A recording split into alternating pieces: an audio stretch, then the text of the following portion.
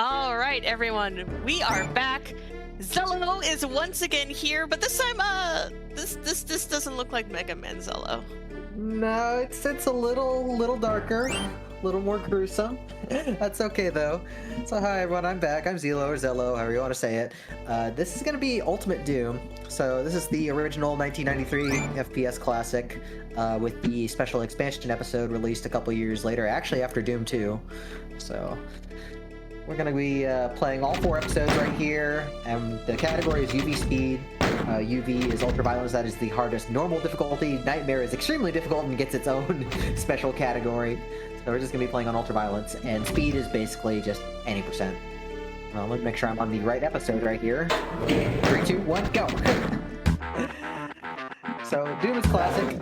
Ultraviolence is really hard, so we're gonna do our best with movement to avoid enemies as much as possible in this run. You're gonna see very typical mechanic of FPSs where I'm going to strafe run by running forward and at the side at the same time. This gives us a speed boost because of how the game move effectively together. So we have 2 kinds of strafe running in PC. We have SR40, which is normal speed run. That gives us about 20% boost. Special SR50 speed running in situations. Because you won't use the button you can't turn. But that gives us a 41% speed boost. So right here we have one of the most difficult levels in the game already at E1M3. The biggest key right here is going to be taking down as many shotgunners as possible. Because shotgunners are extremely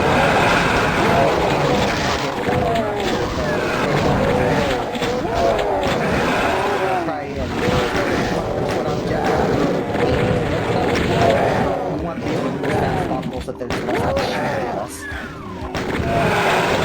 right here. Okay, should be okay if I don't get too blocked in this hallway. That's a bad pattern. 1% health. Oh, saved it. Gonna grab this med kit that's right here.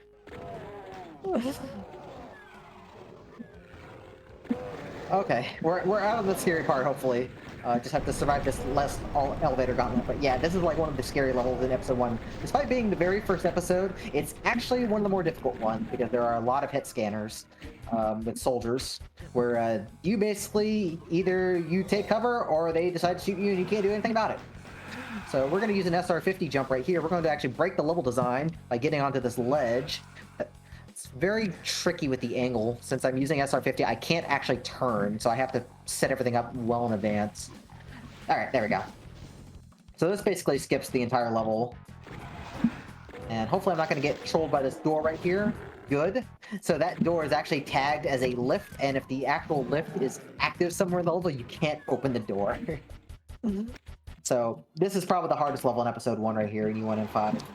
We're going to try and do a lot of sneak running around, doing some parts pacifist. Enemies can be aggro by sounds that you make, or on sight. So we're going to try and only aggro them whenever necessary. We will go ahead and get this secret right here because it has a rocket launcher. Rockets are very valuable. I didn't grab a rocket pack, did I? Apparently I did. It seems like less rockets than normal. Maybe I'm just paranoid. Okay, so we're going to get past all these enemies down here, hopefully. We're going to stop firing after a certain point. I'm getting beat up hard. I'm probably going to die right here. Yep, got dead. That's why we have quick saves. So, no matter how you slice it, Doom is always hard. So I expect at least a couple of deaths in a run. Like that.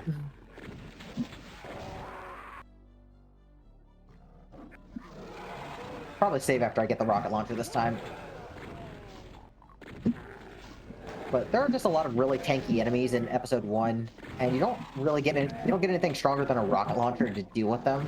So large groups are difficult to handle sometimes. Alright, let's see if we get a little less blocked here. I'm getting really bad luck on these rockets. Rockets have a 7 in 8 chance of just killing a pinky directly. I'm getting the unfortunate 1 in 8 a lot. We're going to take the secret, take an invisibility. That'll help stave off the attack from all the hit scanners.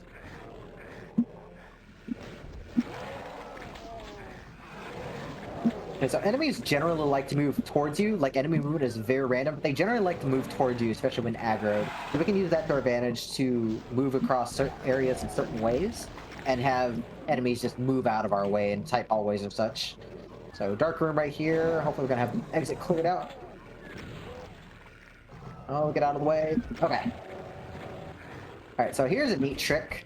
We're gonna lure a shotgunner. So right there. Ah, the door closed on me. So what we're trying to do is get in this shotgunner to keep this door open for us. So this room locks for 30 seconds once you pass a certain point. But if you can get a shotgunner to bonk the door with his head, then it just comes right back on. It's like, oh, sorry. And you can leave immediately without having to waste any time. So very convenient. So we're actually going to take another secret to get to the next key, which is pretty interesting that there's another secret right here. Like, this back wall opens up into here. We can grab the yellow key directly, and we're going to open another secret passage. And this actually takes us to an ammo cache, which is very useful for most full game runners. There actually is a newer route for full game runs and episode 1 runs, where you can actually skip this entirely, and it's faster because of a new glitch. Like new glitch usage that we found, but I haven't had time to actually practice it. It's very inconsistent, so we're just going to be doing the standard route here. So we're going to try and not get cornered by a bunch of enemies in this room. So rush in, get over here, and manage to kill all the specters before they were aggroed and started flooding into the room. You have to be very careful not to accidentally face rocket yourself, because rockets in this game, just like pretty much everything else, do a ton of damage. And friendly fire is always a real concern when you have a ton of enemies around you. Okay, so here's the last hard level in E1. I'm getting pretty beat up here. I'm going to take this a little slow right here. Grab this medkit for safety.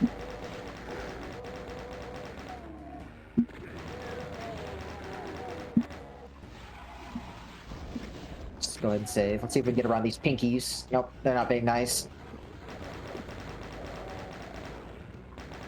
Health is a little low. There are some resources we can grab on the way, so it's not too bad. I think I'm going to go ahead and take the mega armor if I get this platform to activate. Platform doesn't like to activate sometimes. Come on. Thank you. Okay, we're definitely going to take the mega armor. So there's actually 2 kinds of armor. There's green armor and blue armor. Green armor gives you 100%, blue gives you 200, but it's a little more complicated than that. Green armor reduces damage by 1/3, and blue armor reduces by 1/2. So whenever possible, you want to try and conserve blue armor as much as possible, and not pick up green armor if you still have a good amount of blue armor left over. That's just more protection. And we also get red armor, or is that a different game? I wish it was this game, but it's not. Ah, That is Quake, though. I wish to play Quake sometime. I was making a Zelda joke, but that also works. Maybe Zelda is just the FPS that it didn't know it wanted to be. Didn't they have like a Zelda like arrow-based FPS game? Yeah, they had crossbow training. I think that's the one. Yeah. All right. So we've got the 2 Bruiser brothers, as they were affectionately called during development. See if we can do one trick after we kill them. They're not playing nice. Everybody's in the way. Come on, Baron. Okay. So let's see if we can get this last jump right here. This will save a bunch of time if I actually get it. Ah, okay, we're taking the stairs, a shame. So you can use the lift as it's coming down. You can use just a little bit of height that you get by stepping on it at an angle, and you can make that jump onto this bridge and avoid these stairs. But that happens. It's really tough. But that's thankfully episode 1 down. So on to episode 2. So this one's thankfully a good deal easier. There are some really tough tricks at the end of the episode, but the combat as a whole is a lot more focused and not as dangerous as a whole. So there are definitely some pretty difficult situations to deal with, like this pinky jam right here. And I guess that really ties back to the level designers. There were 2 main level designers for Doom 1. We have John Romero and Sandy Peterson. Romero did almost all of episode 1. and Sandy Peterson basically did the rest of the entire game, with some levels being based on drafts by Tom Hall before he left. So Romero's style was a lot of very tight corridors and a lot of hit scanners, and Sandy Peterson's maps were more gimmicky in that regard. So you're going to see lots of tricks and less combat.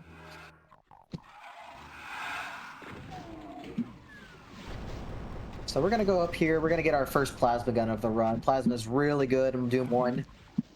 We're going to mostly use that to clear out the boss at the end. And then we're going to make this really cool SR-50 jump, hopefully. Yep, just jump straight to the end. You normally have to hit a switch to raise the bridge by going through the entire level, but by doing that jump, we just skip the entire thing.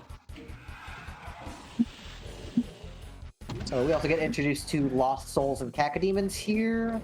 Lost Souls are pretty annoying in Doom 1. They don't really do too much movement, but they have a lot of health, and they like to get in the way a lot.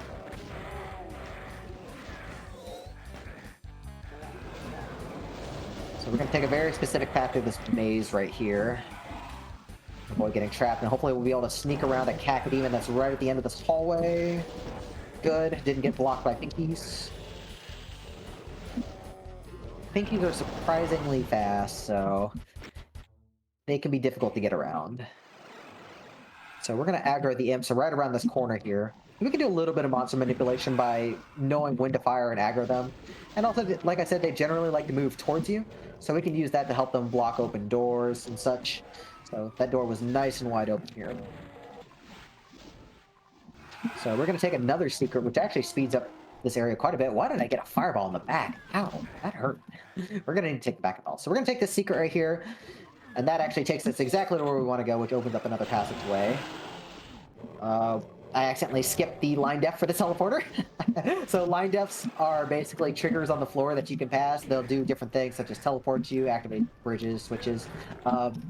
Due to the way the movement in this game actually works, you're more like warping from frame to frame instead of like smooth movement. So if you end up on one side of the line def on one frame and then end up on the other side of the line def the next frame, you'll completely skip it. And that can be really bad. That can be really good, but that can be really bad usually.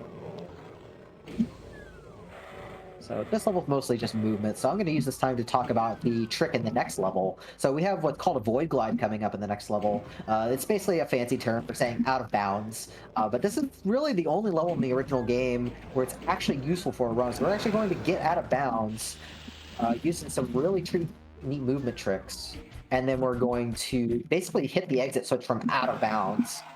So I'm going to use this rocket launch here. We're going to grab that. We're going to get in this corner. We're going to try and go for a glitch called momentum preservation. I'm going to line myself up. We're going to just tap, tap, tap. Hopefully we'll get this soon. That was quick. We're going to line ourselves up. Fire the rocket. That was a bad angle. That'll work. So by being in the corner right there and shooting the rocket, I have enough momentum to actually push past the boundaries of the level and leave the boundaries. So now we're going to try and hit this exit switch. I need a very specific cue right here. There we go. That was pretty quick. And so right there, I actually have to hit the seam of the exit. So I use vertical mouse movement to be able to actually move myself just ever so slightly into position. So I need to pick up this extra rocket since I fired one extra. And then we have the first rocket jump of the run. So there's no actual jumping in Doom. So that means that we have to just kind of boost really fast. And this is the hardest rocket jump for me personally. So hopefully we'll get this quick. I'm just ever so close. There we go. Not too bad. And that brings us to the boss level, to the Cyber Demon fight. Cyber Demons have immunity to slash damage from rockets. So the plasma gun is much more effective, which is why we saved like 200 cells. So we're going to try and not get shot in the face with a crotch rocket, as we like to call it. So the rocket does not come from the launcher. It's deceiving from the sprite. It actually comes straight from them. And that's actually different from Doom 64 if you saw my previous runs of that in previous marathons. So you always have to keep that in mind. So that's episode 2. So episode 3, Inferno. So this is probably the easiest episode to run overall, but it definitely has some of the most luck. And especially in this first level. This first level is very scary because we have to get past 2 Cacodemons early on. Oh, please get out of the way. They're chomping me. Okay. Pulse a little low, but we're out of there.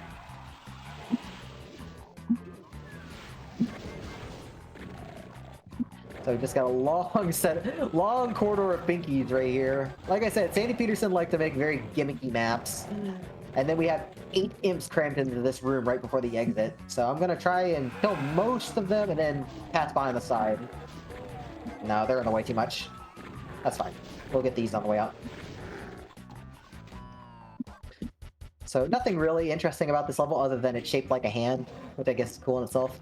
But I do want to plug the Doom World community real quick. And Sure. this source port that I'm using to play this was developed by Craft Lab and other members of the community. This is the source port called DSDA Doom. If you don't know what a source port is, it basically lets you play... It's basically a modified executable that lets you play the game on modern operating systems with quality of life features. So that's why you get nice widescreen action, easy demo recording, you can see the level stats, just stuff like that. And the Doom community is always great about just constantly updating with source ports and custom content. They've done a really great job for the 30 years this game's been out. So big shout outs to everyone that's been involved over the years. If you have some time, do I have some time for some donation shout outs? Yes, go ahead real quick. Fabulous. Got $3 from Windbliss, $3 named the hero in Soul Blazer Violet. To name the hero in Soul Blazer Violet in memory of a game-loving colleague who was taken from us too soon. They were interested in making a game of their own, but sadly was never able to see that realized. One day, I'll be able to honor them on my own, but for now, perhaps we can honor this gentle soul by allowing the hero to be named after them. Trans rights are human rights. Get another $5. It just says trans rights. We got an absolutely amazing $250 donation from Laura Rin, who says, heck yeah, I've got the house to myself this weekend. Didn't know that Power Up with Pride was on. Thanks for keeping me company. Well, thanks to you too, Laura. And $5 from Merlin Star, who says, good luck, everyone. Hope we can get Hollow Knight. And just as a reminder, during this marathon, we have a number of locked games that we need your donations to unlock. First one is going to be Hollow Knight, which is scheduled to happen tonight. Echo? Right? What? What? Why is he coming through the exit? This is a first. I'm sorry to cut you off like that, but that's never happened before. I said the thing. You said the thing and it was funny. Look, I was talking with you that geckos were cute, but I wasn't expecting that to happen. They're like, oh, you want to see all the cuteness? I got you covered. Anyway, I was about to say we're at $223 out of the $750 that we need for Hollow Knight. So chat, please go ahead and if you want to get yourself an amazing extra run, it's going to be Godseeker %. Please make sure to donate towards Hollow Knight.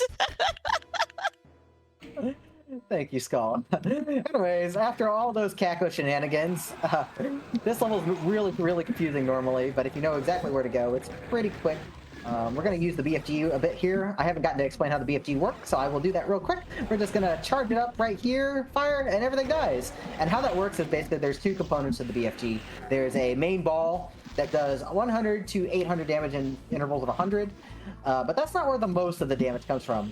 So, put bluntly, it's basically a giant shotgun where after the ball fires, the game locks in your angle, and when it explodes, a bunch of invisible tracers come out from Doomguy's current position at the angle the ball was fired.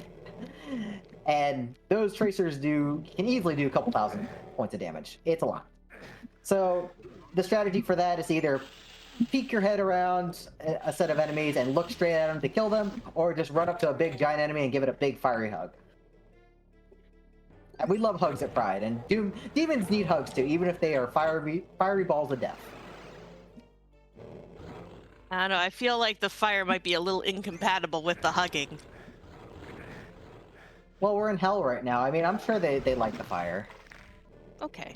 So, we're driving through hell. Anyways, this level gets completely broken with SR50 jump right here. We're normally supposed to raise a bunch of bridges, but we can just conveniently straight run over all these gaps that we'd have to raise.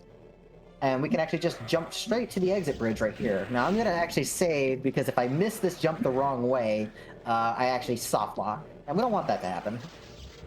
So, I need to clear him out. There we go. And that brings us to the Spider Mastermind for the boss. So here's the Spider Mastermind. Oh, he got way more screen time than he deserved to have, so we're back here. I guess Spider Mastermind just really wanted some time in the spotlight there, so we're gonna play that a little more safe this time.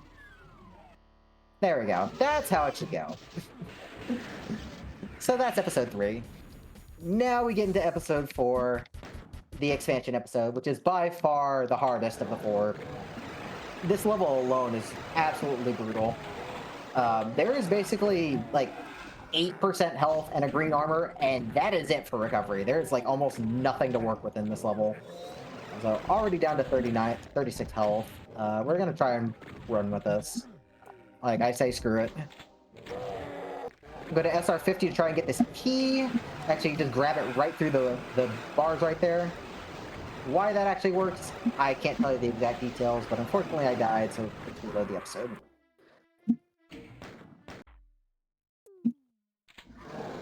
Like, there were several more level designers involved for episode 4, and American McGee was the one who made this one. He made some really cool maps in Doom 2 and Quake, but his maps in this episode are just absolutely brutal. Well, one of them is. The other one's not so bad. Alright, let's try this again. Hopefully we're gonna have a little bit more health to work with. This Spectre's in the way. I don't like this. Okay. Have a little bit more health this time. I think we can work with this. The hardest part is getting to the exit past everything else. Okay, I think we're good. Alright. And then we have another scary level right afterwards. So this has a really cool trick coming up. We're actually going to grab a BFG through a wall. And this trick was actually found very early in Doom's speedrunning scene, like back in the early mid-90s. I'm going to save right here. I'm going to line up in this corner, hopefully. Going to SR50, and I can just grab it right through the wall right there. So to add to that, we can go ahead and jump straight to these stairs and skip basically the entire level. Assume I can get this jump right. There we go. And you can hear a Cyber Demon. We're just not even going to see him. But I need to get that cell pack right there. That Caco's in the way! Oh, everything is in the way. I want that cell pack so badly. Oh, wow. They really did not want to cooperate. Nice fireball. Like, everyone was being so rude to you. That's not nice. No, we're back on Earth, too. Like, you'd think, like, our guests would be a little more kind. This is still really bad health. Nope. This is episode 4 in a nutshell, basically. Like, no other way to describe it. Okay, so we've got another rocket jump coming up, but this one's a little tricky. This one we're actually going to do off of a lost soul. So, line up. Nice, first try. Yeah. So, doing the lost soul jump, you'd think it would actually be really hard. And for most people it is, but for whatever reason, I find hitting a moving target easier than shooting the wall on spawning vats, where we did the first rocket jump. I don't know why. And these next couple levels are actually pretty easy and good rest levels, so this is a great time for announcements or donations. Oh, fabulous, because I do have some donations. Give me 1 second. As you can probably tell, I have many windows open. Many windows. Anyway, we have $25 from ZELLLOOO, who says, "It is always darkest just before the dawn, so stay awake with me and let's prove them wrong." Ooh, I like that. Please send me more poetry to read. I always love that. We also have $25 from Trainer Anade, who says, "Let's get holiday. Come on, chat." Also, I do notice we're only $40 away from our first $1,000. So that would be really cool to hit during my host shift, maybe? I mean, it's just cool to hit in general, because it's $1,000 that goes to the Trevor Project. But it'd be great to start off the marathon nice and strong. Okay, so right here, you're normally supposed to get a bunch of keys, but the level designer did something kind of weird. They left this giant window right here, so why use the door? We can just jump right through. So now we come up to the absolute most difficult level in the run, like hands down. This level is ridiculous. It has another Cyber Demon, but this Cyber Demon is in a very, very cramped spot. So we're going to need to try a different strat, because trying to fight him normally just gets you killed about 99% of the time, either from splash damage or he shoots you in the face with a rocket. So we're going to go over here to get this key to progress the level and open it up.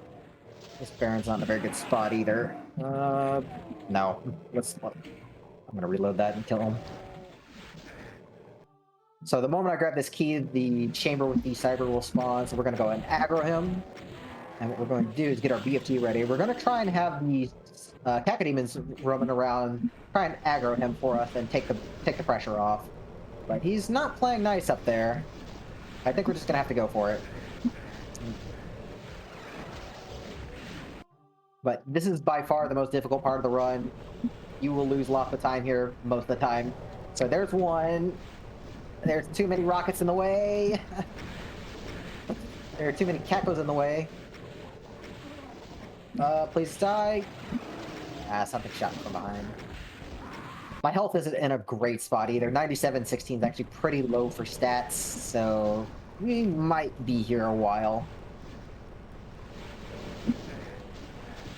Oh, we got lucky. Okay, he got aggroed. We're out of here. Okay. So this level has one last really cool skip. We're going to grab a few supplies, grab the key that we need to open a door, and then we're actually going to do one more SR-50 jump to the exit platform right here. Just line up. As long as I don't get shot here, make it to the exit platform, you can actually just hit the switch that's still in the floor right there. Oh, I accidentally turned my full screen off. So this is the last level of the run right here. So just need to kind of gather a couple keys, or gather one key actually. And then we're going to rocket jump to the exit area and defeat another Spider Mastermind. That hurt. Let's go get the safety Soul Sphere here. I do need a lot of help to do the rocket jump, so better be overfilled. Doom guy needs to be looking nice and healthy. So we're going to go this way. Another way back to the entrance. It has another Soul Sphere, so now we're topped off. We're going to get rid of them. Oh, this Baron's in the way. Okay, one last rocket jump. First try, nice. And now we just kill this Mastermind. Time is going to be when I exit the level, so I'm going to try and jump in from the pillar right here. Hope I'm not going to get knocked off. And time. GG! Thank you.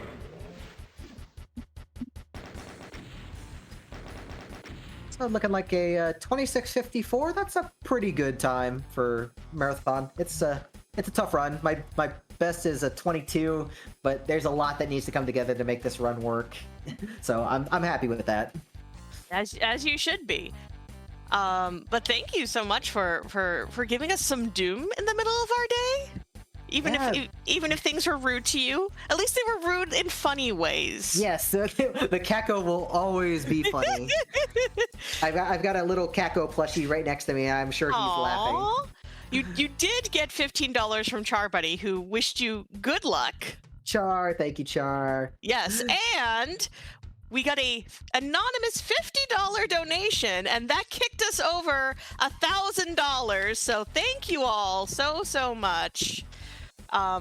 This has already been a wonderful start to the marathon. Thank you all so much for your support of Powerproof Pride and of the Trevor Project. You all are amazing, chat, and you are amazing too, Zello. Thank you, Scala. I just want to say real quick, thank y'all for having me again. This we unfortunately had somebody who had to drop, but staff asked me to fill in with this. I'm happy they let me do this. It's a really fun run. It's also very high stress, but it is really cool. Like I said, check out the Doom World community if you want to get into classic PC Doom speedrunning. They have a lot of really great resources for both the original WODs as well as a lot of custom stuff. And I will be back tomorrow with Citus. So thank y'all for watching. See y'all later. All right. Chat, please stay tuned. We have more coming up. Next up is going to be Incredible Crisis. Because of all of that amazing generosity, we managed to unlock the cutscenes. I am told that this is going to be a really fun time. So we will see you all soon.